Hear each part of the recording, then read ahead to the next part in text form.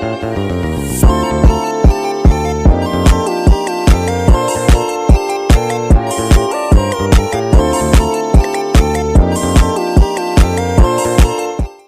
kita akan membahas mengenai contoh soal dari equilibrium atau keseimbangan. Jadi soalnya itu di sini. Untuk harga dan kuantitas keseimbangan untuk dua barang, substitusi X dan Y dengan persamaan permintaan dilakukan sebagai berikut. Jadi yang perlu kita perhatikan di sini itu, ini ada QDX, berarti dia permintaan untuk barang X. Dan penawaran untuk barang X selalu ada Y dan penawaran untuk Y. Jadi kan rumusnya itu adalah QD X. Nah, jadi kita harus menyamadengankannya itu dengan QDX dan QSX. Yang ini QDX dan QSX sama QDY dan QSY. Jadi jangan QDX dengan QDX dengan Q, QDY, lalu QSY sama QSX, tapi QDX dengan QSX dan QDY dengan QSY, seperti itu. Jadi langsung aja. Jadi kan kita udah dapetin soalnya, lalu kita sama dengan kan, setelah itu dapatlah persamaan yang pertama. Lalu yang syarat kedua dapatlah persamaan kedua. Nah, setelah kita dapat dua persamaan ini, kita bisa pakai metode substitusi, bisa pakai metode eliminasi, atau pakai metode campuran. Nah, kalau di sini kita pakainya metode eliminasi. Eliminasi. Nah, jadi kita eliminasi, terus dapatlah PY-nya 3, dan PX-nya itu 5. Nah, PY ini kan 3 nih. 3. Terus kita substitusi 3 ini ke salah satu persamaan yang di sini. Yang antara persamaan 1 ataupun persamaan 2 gitu. Jadi jangan disubstitusi ke yang ini, tapi ke persamaan yang ini. Yang sebelum disamain koefisiennya. Nah, setelah kita dapat PY-nya 3, PX-nya 5, baru kita substitusiin ke QDX sama Q, Q, QDX sama QY-nya, sehingga kita bisa dapat QX yang teman 70 sama QY-nya itu 90. Ya. Jadi PY-nya kita masukin ke yang ini, terus PX-nya juga kita masukin ke yang di sini. Jadi kita dapat nanti QDX-nya itu berapa, sekian-sekian, terus juga kita masukin yang QDY-nya. Jadi kita dapat QDY-nya berapa. Jadi ternyata QDX-nya itu 70. Jadi ini QDX, dan ini itu QDY. Berarti permintaan untuk barang X itu 70, 70, dan permintaan untuk barangnya itu 90. Gitu. Terus kita lanjut ke slide selanjutnya. Jadi kita akan membahas tentang pajak. Jadi pajak ini nanti akan ada hubungannya dengan masalah garis lurus. Jadi analisis pajak yang akan kita lakukan di sini itu adalah specific tax, atau kita akan menganalisis pajak untuk per unit barang. Di saat pemerintah mengenakan pajak, itu akan menyebabkan harga yang dibayar pembeli dengan harga yang benar-benar diterima oleh si penjual itu nggak sama. Jadi ada selisih sebesar pajak yang dikenakan. Misal, kita membeli sebuah barang dengan harga 1 juta. Jadi 1 juta. Tetapi ada pajak sebesar 10%. Berarti yang diterima oleh penjual, yang diterima oleh penjual itu sebanyak 90%-nya saja. 10%-nya itu menjadi pajak. Jadi secara teori itu ada dua jenis pengenaan pajak. Jadi pajak itu ada yang memang dia ditanggung oleh penjual, dan dia ada yang ditanggung oleh pembeli gitu. Jadi saat ditanggung oleh penjual, maka dia kurva penawaran akan bergeser ke kiri. Tapi kalau misalnya dia ditanggung pembeli, kurva permintaan yang bergeser. Jadi gini, misal ini ada sebuah kurva. Nah, ini kan kurva permintaan demand, dan ini kurva permintaan supply. Nah, jadi kalau misalnya nih, saat pajaknya ditanggung penjual, maka um, ini akan bergeser ke kiri. Tapi kalau misalnya yang ditanggung itu adalah oleh pembeli, berarti kurva demand yang bergerak ke kiri. Gitu. Jadi nanti equilibriumnya akan berubah. Gitu. Tapi um, ini nanti akan menyebabkan yang namanya bisa excess demand ataupun excess supply. Jadi ini kita akan pelajari lebih lanjut. Lanjut. Namun sebenarnya itu keseimbangan setelah pajak itu akan sama walaupun kita pakainya itu yang nanggung pembeli ataupun yang nanggung penjual itu di equilibrium itu akan tetap sama. Jadi pengenaan pajak. Jadi saat tidak ada pajak, uang yang diterima penjual sama dengan uang yang akan dibayar pembeli, artinya sama-sama P. Tapi kalau misalnya nih pajaknya itu ditanggung pembeli, berarti kalau misalnya penjual itu nerimanya P. Jadi kan ada ini P itu untuk tax atau pajak. Nah, tax itu yang dibayar sama si pembeli. Hmm. Nah, tapi yang diterima penjual itu cuma P-nya doang. Yang tax ini tidak diterima oleh penjual. Nah, kalau misalnya pajaknya yang ditanggung oleh pembeli, nah pembeli itu bayar seharga itu, tapi sebenarnya di dalam harga itu udah termasuk pajaknya. Jadi saat penjual menerima uang dari pembeli, itu penjual mengurangi dengan pajak yang eh, tertanggung gitu. Jadi yang bayar pajak itu penjual. Kalau misalnya di pembeli itu yang bayar pajaknya langsung si pembeli gitu. Jadi siapapun sebenarnya yang menanggung itu hasilnya akan sama. Jadi persamaan permintaan dan penawaran itu perlu disesuaikan dengan perbedaan uang yang diterima dan yang akan dibayar gitu. Pokoknya kalau misalnya dia yang ditanggung pembeli itu yang berarti penjual sama dengan P. Nah, dia cuma dapat harga. Jadi kalau dia ditanggung oleh penjual berarti P dikurang P. Lanjut. Mungkin ini biar lebih mudah, kita langsung ke contoh soalnya. Jadi, misal ada satu contoh soal, di mana QD sama dengan 200 dikurang 2P. Itu adalah fungsi permintaan. Lalu fungsi penawarannya, QS dikurang 2, QS sama dengan minus 20 ditambah 2P. Nah, pemerintah akan mengenakan pajak sebesar $6 per unit barang yang dijual. Nah, karena kita tadi analisisnya spesifik tax, maka kita mengenakan pajaknya per unit barang. Jadi apa yang ditanya yang pertama keseimbangan awalnya berapa, lalu keseimbangan setelah pajaknya berapa, penerimaan pajaknya, serta grafiknya. Nah, kita akan bahas satu persatu, dimulai dari keseimbangan awal. Nah, untuk keseimbangan awal, itu tadi di harga 55 dengan 90.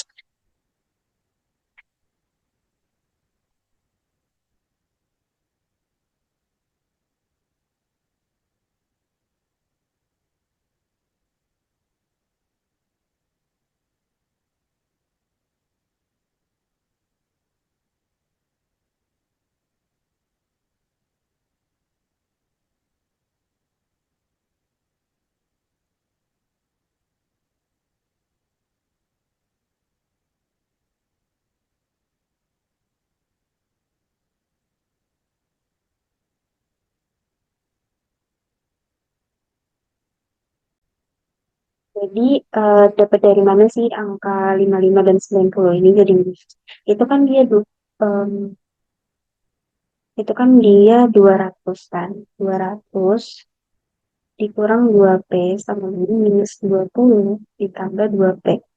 Nah, jadi 200 tambah 20 dengan 2P ditambah 2P 4P. Berarti 220 sama dengan 4P. Nah, P-nya ini 55. Nah, setelah kita ketemu P55, kita masukin ke salah satu misal ke yang 20. Jadi kan PS sama dengan minus 20 ditambah 2 dikali 55. Berarti kan 110 dikurang 20. Berarti 90. Makanya minus 90, P-nya 55. Karena dia sama dengan, jadi maupun itu sama dengan S itu sebesar 90 gitu. Nah, setelah dapat nih keseimbangan awal itu adalah P55 dan 90, maka keseimbangan setelah pajak itu asumsi di tanggal penjual itu adalah em, kita kurangin 6, jadi sering itu dikurang 6. Jadi nanti rumusnya nih jadinya gini, QS itu sama dengan minus 20 ditambah 2 P dikurang 6. Nah, yang QD-nya juga sama, itu 200 kurang 2 P dikurang 6. Tuh. Jadi, eh, sorry, eh ini dua-duanya nggak dikurang 6 ya, jadinya cuma satu, satu aja yang dikurang 6. Jadi kita lihat apakah dia yang di yang em, dia ke penjual atau dia ke pembeli. Itu kalau misalnya ke penjual berarti kita ngurangin yang ya, P yang di penjual. Tapi kalau misalnya yang di pembeli berarti kita ngurangin P yang di pembeli gitu. Karena di sini dibilang di soal pemerintah mengenakan pajak per unit barang yang dijual, barang yang dijual. Berarti kita mengenakan pajaknya ke penjual. Misalnya QS sama dengan minus 20 ditambah 2P dikurang 6. Jadi kalau dia hubungan sama penjual, kita nguranginnya di penawaran. Kalau hubungannya sama pembeli, kita nguranginnya di permintaan gitu. Jadi makanya di sini 200 dikurang 2P sama dengan minus 32 ditambah ya ditambah 2P. Maka P-nya nanti 58 dan Q-nya 8 eh, 84. Ya, terus karena dia 58 terus dia dikurang yang teksnya tadi eh, 6, maka dia 52, sedangkan harga untuk yang demand-nya itu tetap 58. Jadi ini yang dibayar pembeli. Nah, ini yang diterima penjual sebanyak 52.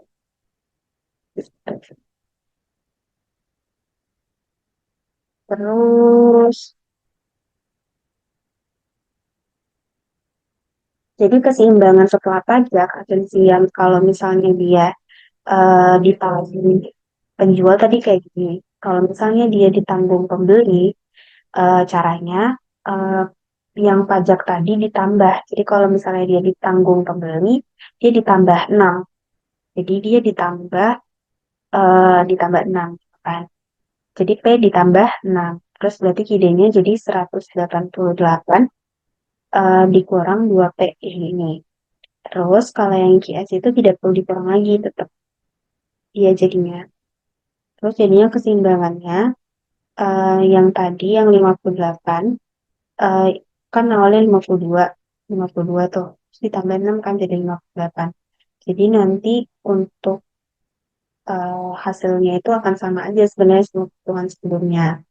Tapi biasanya itu akan ada instruksi di soal apakah pajak itu dikenakan ke penjual atau dikenakan ke pembeli. Tapi sebenarnya walaupun kita kedua-duanya, maksudnya mau ke penjual atau pembeli itu perhitungannya kan.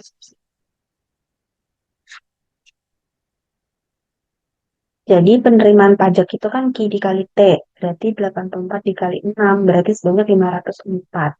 Jadi kalau digambar tuh jadi kayak gini. Nah, jadi ini kan consumer price nih. Consumer price itu kalau equilibriumnya kan tadi 55. Terus consumer price itu 58 dan producer price itu 52. Ya, jadi em, harga konsumen itu sebanyak 58, sedangkan yang produsen itu 52. Jadi selisihnya itulah pajaknya nanti. Makanya nanti di sini tuh nanti bisa diarsir gitu. Di antara ini. Cuman ini karena kekecilan jadi kita nggak bisa ngarsir. Jadi karena tadi kalau misalnya yang bergeser ke kiri vertikal, kurva penawaran yang bergeser ke kiri berarti ditanggung sama penjual, maka di sini dia bersifat ditanggung oleh penjual yang di sini. Ini kan dia bergeser nih. Nah, berarti itu kalau kurva supply yang bergeser berarti dia yang nanggung penjual. Tapi kalau kurva demand yang bergeser berarti yang nanggung pembeli.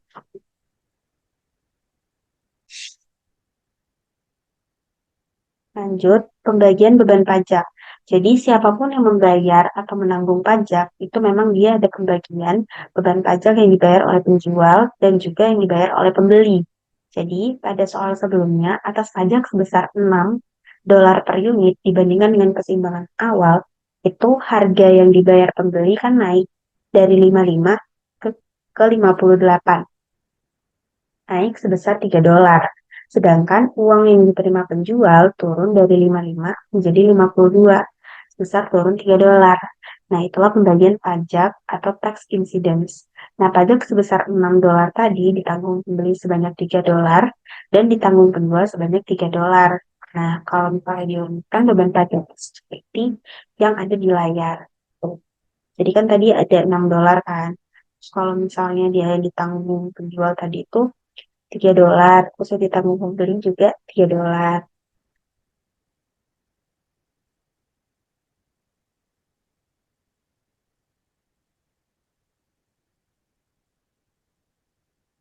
Jadi, yang perlu kita garis bawahi di sini adalah semakin inelastis bisa atau semakin besar gradien, semakin besar pula porsi beban pajak yang ditanggung. Tuh.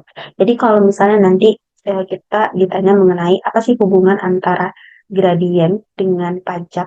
Jadi gradien itu kan kemiringan. Jadi semakin besar gradien, berarti kemiringannya itu semakin besar. Gradien gradien tersebut semakin besar, maka porsi beban pajak yang ditanggung itu juga akan semakin besar. Contoh, gradien kurva permintaan dan penawaran kalau yang sebelumnya itu kan sama, sehingga beban pajaknya juga dibagi rata. Para penjual dan pembeli sama-sama sebanyak $3. Tapi ada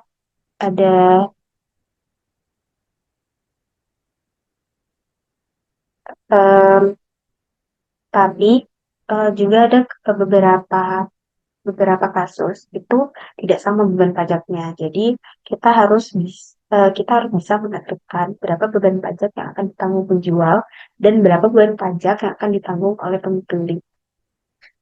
Nah, untuk caranya itu sama aja kayak cara yang contoh soal tadi. Terus ada yang namanya pengenaan pajak proporsional. Jadi berbeda dengan pajak spesifik. Kalau dia pajak proporsional itu sifatnya tetap. Jadi em, sebesar persentase tertentu dari harga jual. Jadi perlakuannya sama dengan pajak spesifik, tapi persamaan permintaan atau penawarnya itu perlu direvisi tergantung dari siapa yang menanggung daripada beban pajak tersebut. Nah, jadi di mana P dikurang TP atau 1 dikurang TP. Nah, ini adalah rumus dari pengenaan pajak proporsional. T itu adalah persentase pajak proporsional tersebut. Jadi untuk lebih jelasnya kita langsung ke soalnya aja. Jadi persamaan permintaan suatu barang adalah P sama dengan 15 dikurang Q. Dan persamaan penawarannya itu adalah P sama dengan 3 ditambah 0,5 Q. Nah, pemerintah kemudian mengenakan pajak sebesar 25% dari harga jual untuk keseimbangan sebelum dan setelah pajak. Nah, kalau sebelum dan setelah pajak kan sebenarnya kita sama aja menyamakan antara D sama dengan S. Jadi kita langsung aja. Jadi 15 dikurang Q sama dengan 3 ditambah 0,5 Q yang ini. Nah, jadi Q-nya 8, B-nya 7. Sama kayak soal yang sebelumnya. Nah, karena keseimbangan setelah pajak dengan asumsi pajak ditanggung penjual, maka persamaan penawarnya perlu direvisi. Karena penjual itu hubungannya sama penawaran. Jadi, 1 dikurang TP sama dengan 3 ditambah 0,5 Q. Dapatlah nanti persamaan seperti yang di bawah ini. Baru keseimbangannya kita seimbangkan dengan persamaan permintaan. Dapatlah Q-nya 66, P-nya 8, 4. Ternyata harganya nambah dan Q-nya turun. Dari yang sebelumnya Q-nya 8. Ini kan Q2 nih, P2.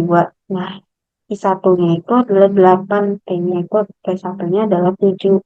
Ternyata dia harganya naik dan kuantitasnya turun gitu. Jadi kalau misalnya kita keseimbangan setelah pajak dengan asumsi penjual, berarti kita merevisi persamaan penjual, persamaan penawaran dengan rumus yang tadi, yaitu satu dikurang P.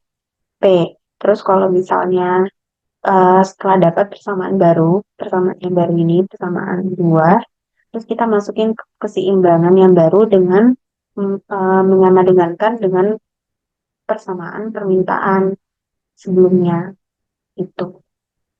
Terus nih, pajak unit yang diterima pemerintah. Nah, tadi kan P-nya udah ada tuh yang baru yang 8,4. Nah, itu dikalikan dengan tax ratio atau tax persentase pajak sebesar 25% yang tadi. Jadi 25% dikali 8,4, jadi 2,1. Jadi dengan harga 8,4 itu yang menjadi pajak itu adalah eh, sebesar 1,4 gitu. Jadi sebelum pajak kan dia menerima 7. Terus setelah pajak dia menerimanya 8,4 gitu. Nah, berarti untuk pembeli itu beban pajaknya itu adalah sebesar 1,4. Tapi kalau penjual sebelum pajak dia kan menerima 7 tuh. Sedangkan yang menjadi teksnya itu adalah 2,1. Berarti yang diterima penjual itu cuma 6,3. Jadi sehingga beban pajaknya itu adalah 7 dikurang 6,3 yaitu sama dengan 0,7. Jadi total pendapatannya adalah 2,1 dikali Q equilibrium yaitu 6,6. Jadi 13,86. Nah, 2,1 itu dapat dari mana? Itu dapat dari pajak unit yang diterima pemerintah. Itu kan 2,1 kan yang diterima pemerintah. Iya, 2,1 yang diterima pemerintah, tapi 1,4-nya dibayar pembeli dan 0,7-nya dibayar penjual gitu. Jadi ini 0,7 dan 1,4. 1,4 itu dibayar sama pembeli, 0,7 dibayar sama penjual. Cara perhitungannya seperti yang ini. Terus jadinya kalau kita mau tahu pendapatan pajaknya berapa, berarti 2,1 dikali berapa kuantitas barangnya, yaitu 6,6. 13,86. Jadi inilah pendapatannya.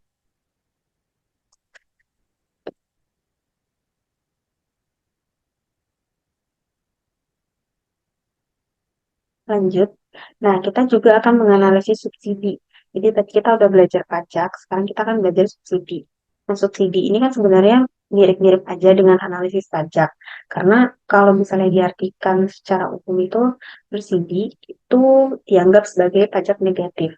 Karena subsidi itu memang kita membayar untuk seperti bantuan-bantuan tentu kepada masyarakat yang gunanya itu untuk eh, membantu kehidupan mereka, kehidupan masyarakat tersebut.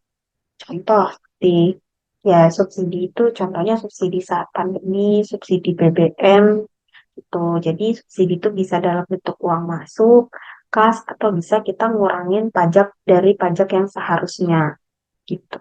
Jadi jenis subsidi yang akan dibahas pada pertemuan kali ini itu adalah subsidi spesifik. Sama seperti pajak tadi. Jadi dia subsidi yang memang dia per unit barang yang diperjualbelikan. Jadi subsidi itu umumnya diberikan kepada penjual. Jadi waktu pembeli membayar sesuatu, itu harga barangnya itu harga barang yang sudah melalui pengurangan daripada subsidi yang diberikan gitu.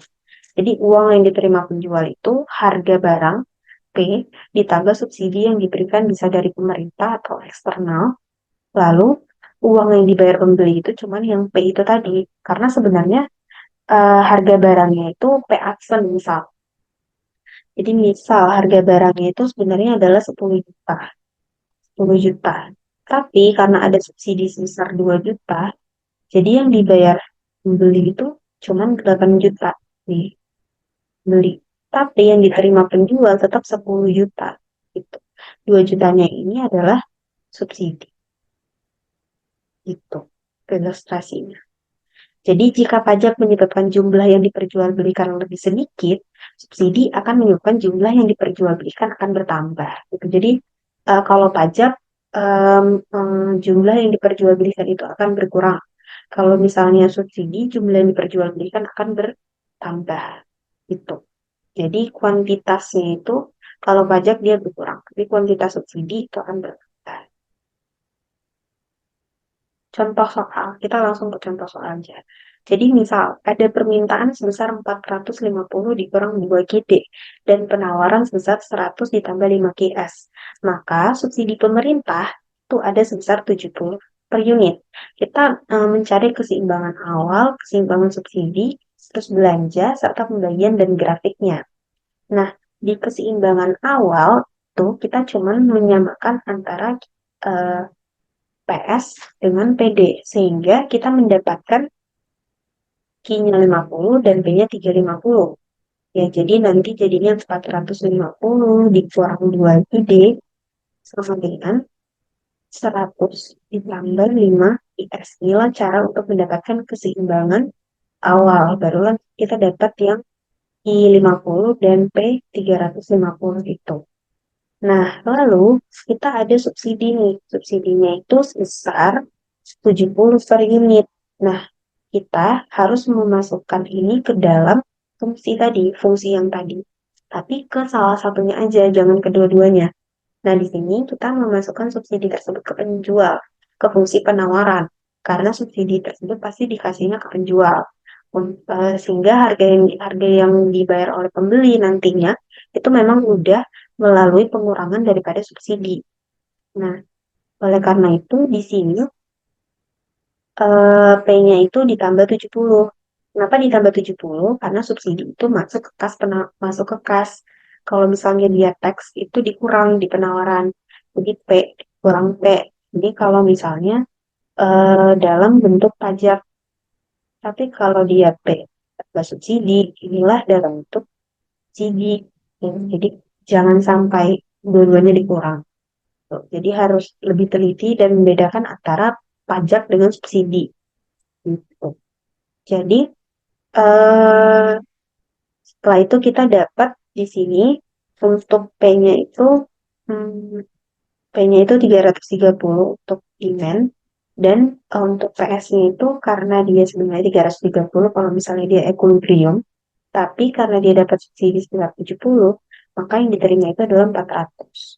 Gitu. Jadi sebenarnya harganya itu 400, tapi yang dibayar oleh pembeli itu cuma 330 karena dapat subsidi sebanyak 70 dolar per unit. Oke, lanjut. Nah, jadi gimana caranya kita tahu belanjanya apa dari subsidi tersebut? Nah, jadi sama aja kayak teks tadi, kayak pajak. Kalau pajak tadi kan pajaknya berapa dikali kuantiti barang yang dijual, kuantiti barang yang terkena pajak itu. Ada berapa banyak seluruhnya. Kalau subsidi gitu juga yang kuantiti barang yang ada itu kan tadi sebanyak 60 ya. 60 pada saat keseimbangan setelah subsidi. Dan P-nya itu 330. Nah, karena subsidinya 70, maka kita kalikanlah 70 dengan kuantiti setelah keseimbangan setelah subsidi, yaitu sebanyak 60. Jadi hasilnya adalah 4.200. Nah, pembagian subsidi. Nah, dibandingkan dengan keseimbangan awal, kalau dia di keseimbangan awal itu, keseimbangan awal kan di sini Q-nya 50, P-nya 350. Nah, jadi kalau seimbangan awal di P1 itu sama dengan 350. P2 itu sama dengan 330. Terus Q1 sama dengan 50. Q2 sama dengan 60. Nah, kalau dari sini kita bisa menyimpulkan kalau misalnya subsidi semakin eh, dia itu malah menaikkan kuantitas. Tapi kalau pajak dia menurunkan kuantitas gitu. Jadi harga yang dibayar pembeli itu turun dari 350 ke 330, turunnya sebanyak 20. Sedangkan uang yang diterima penjual itu naik dari 350 seharusnya dia nambahnya 400. Ya, ini pembeli pembeli terus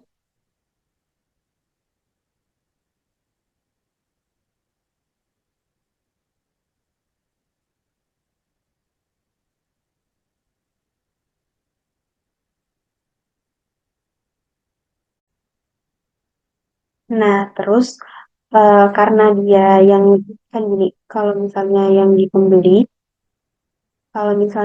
yang di pembeli itu dia dari 350 ke 330. Tapi kalau yang dari penjual itu dia dari 350 menjadi 400.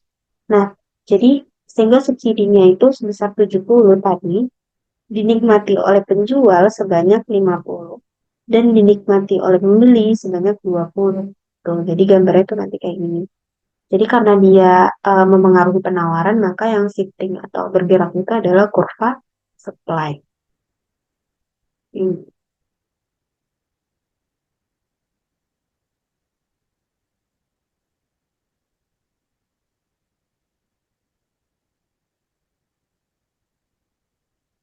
bagian subsidi. Ini rumusnya sebenarnya sama aja, cuman ini agak ada sedikit perbedaan dengan beban pajak. Kalau dia beban pajak, dia tuh untuk produsen dia MS tambah MD. Kalau untuk konsumen itu MD per ditambah MD. Kalau yang subsidi, oh subsidi sama. Jadi pokoknya untuk beban pajak sama untuk subsidi ternyata sama aja ya, nggak ada perbedaan. Terus tadi kan MD yang soal sebelumnya itu ada dua, terus MS-nya itu ada lima. Jadi sehingga dari 70 dolar tadi, subsidi yang dinikmati pembeli itu adalah 2 per 2 ditambah 5 sama dengan 2 per 7. Dan porsi yang dinikmati produsen itu adalah 5 per 7 gitu. Jadi ini 20 dari 7, 20 dari 7 dan 50 dari 20 dari 70 dan 50 dari 70. Itu jadi 2 per 7 dan 5 per 7. Terus biaya. Jadi biaya itu kan ada biaya tetap dan biaya variabel atau fixed cost dan variable cost.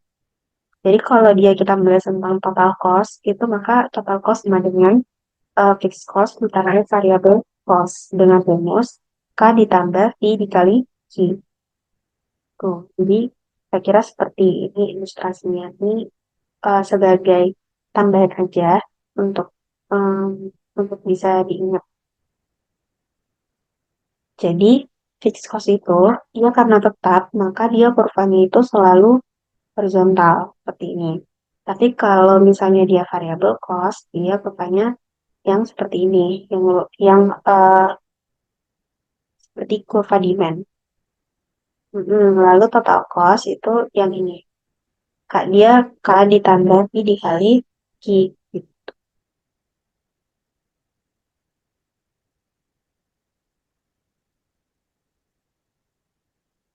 Nah, lanjut.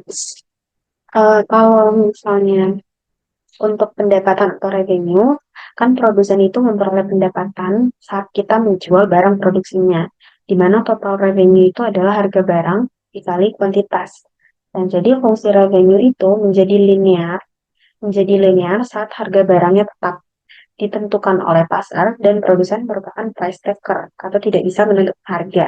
Jadi kalau dia terkait pendapatan, hubungannya sama sama linear itu adalah ketika kita berada di pasar persaingan sempurna, bukan pasar oligopoli, monopoli, atau pasar persaingan tidak sempurna. Jadi ketika kita membicarakan tentang fungsi revenue, jadi pada saat harganya tetap, harganya ditentukan pasar, dan kita bukan sebagai price maker, tetapi sebagai price taker, maka fungsi revenue tersebut akan menjadi fungsi linear. Lanjut. Profit. Nah, profit itu adalah total revenue dikurang daripada total cost. Jadi, profit itu saat dia profitnya itu lebih daripada nol, dikatakan untung, tapi kalau dia kurang daripada nol, dia dikatakan rugi. Saat dia dikatakan sama dengan nol, maka dia impasse atau break even point. Gitu. Nah, jadi profit ini juga ada hubungannya dengan fungsi linear karena eh, fungsi daripada profit itu kan seperti ini. Terus ada pendapatan nasional dan komponennya. Nah, jadi ada yang namanya fungsi konsumsi. Fungsi konsumsi itu dipengaruhi oleh disposable income dan marginal propensity to consume atau MPC. Nah, disposable income itu adalah pendapatan yang siap dibelanjakan setelah dipotong pajak dan ditambah dengan transfer pemerintah. Tuh, disposable income. Kalau dia NPC itu adalah penambahan konsumsi saat disposable income-nya bertambah Rp1. Gitu. Jadi, hmm, kalau dia C itu kan consumption tuh. Consumption itu sama dengan channel ditambah M dikali daripada disposable income-nya tadi. Atau bisa juga C sama dengan channel ditambah M, eh, M dikali dia dikurang daripada tax atau pajak ditambah sama R. Nah, makanya M itu adalah MPC. MPC itu ya tadi yang marginal propensity to consume atau penambahan konsumsi saat disposable income bertambah satu. Terus juga ada investasi. Jadi hubungan ini, jadi ketika kita ingin menggambarkan gambar fungsi konsumsi itu, dia bentuknya itu adalah persamaan linear. Oh. C sama dengan channel ditambah M dikali disposable income. Terus kalau investasi, investasi itu kan konsumsi yang dilakukan oleh perusahaan.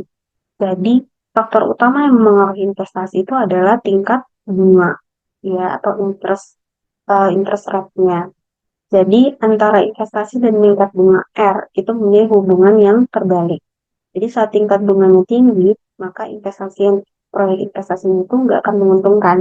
Jadi jumlah investasinya sedikit, ya logikanya memang kalau misalnya bunganya tinggi juga eh, proyek investasinya pasti akan terbengkalai. Terus berarti kan I atau bunga itu sama dengan I0 dikurang B dikali interest rate itu. Pokoknya hubungan hubungan kayak investasi, pendapatan, pajak, subsidi, terus belanja pemerintah juga itu hubungannya itu karena mereka memakai persamaan linear dalam bentuk fungsi-fungsinya juga. Jadi nggak perlu terlalu pusing dengan grafik-grafik ini karena ini hanya teori-teori aja untuk pada saat kita menggambar grafik konsumsi, grafik subsidi, grafik pajak, kita menerapkan persamaan linear dan kalau kita pelajari. Terus ada juga fungsi belanja pemerintah dan pajak. Jadi belanja pemerintah dan pajak itu kan dinyatakan sebagai variabel exogenous. Nilainya adalah fix, ditetapkan sebagai suatu kebijakan politik. Ya karena dia nilainya emang nggak bisa berubah. Belanja pemerintah dan pajak itu kan memang dia ditetapkan oleh pemerintah melalui peraturan. Namun juga ada yang beranggapan bahwa pajak itu sebenarnya adalah fungsi daripada pendapatan nasional. Nah, terus yang terakhir itu ada fungsi ekspor dan impor. Jadi net ekspor atau X dikurang M itu adalah dianggap dipengaruhi oleh nilai tukar uang real dan hubungannya itu negatif. Jadi misal nilai tukar real ini sebanding dengan nilai tukar nominal sehingga kalau nilainya naik ya berarti dia apresiasi. Impor itu dipengaruhi oleh pendapatan nasional. Jadi semakin tinggi pendapatan, impornya juga semakin besar.